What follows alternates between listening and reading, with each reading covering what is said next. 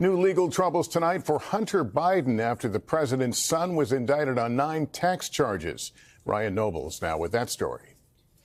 Tonight, President Biden ignoring questions about the new round of legal woes for his son.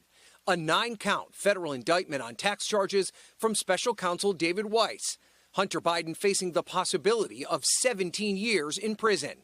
The 56-page indictment saying he failed to pay at least $1.4 million in taxes from 2016 to 2019, spending millions of dollars on an extravagant lifestyle rather than paying his tax bills, including on drugs, escorts, and girlfriends, such as $683,000 on payments to various women, close to $400,000 on clothes, and $188,000 on adult entertainment. Hunter Biden said he was battling addiction. His attorney saying he paid back the taxes and the charges should not have been brought.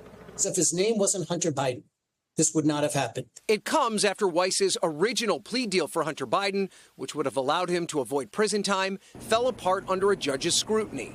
The growing accusations against Hunter Biden come as the GOP is investigating the finances of the Biden family, including the president, with more Republicans favoring the impeachment inquiry already underway. I will support it when it comes to the floor, likely next week.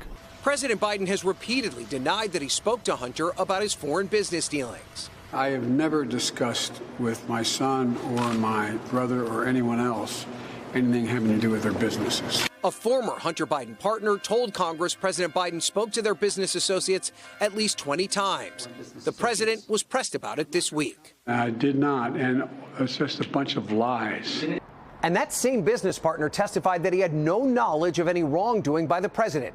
Next week, House Republicans have subpoenaed Hunter Biden to testify. If he doesn't show, they plan to hold him in contempt of Congress. Thanks for watching. Stay updated about breaking news and top stories on the NBC News app or follow us on social media.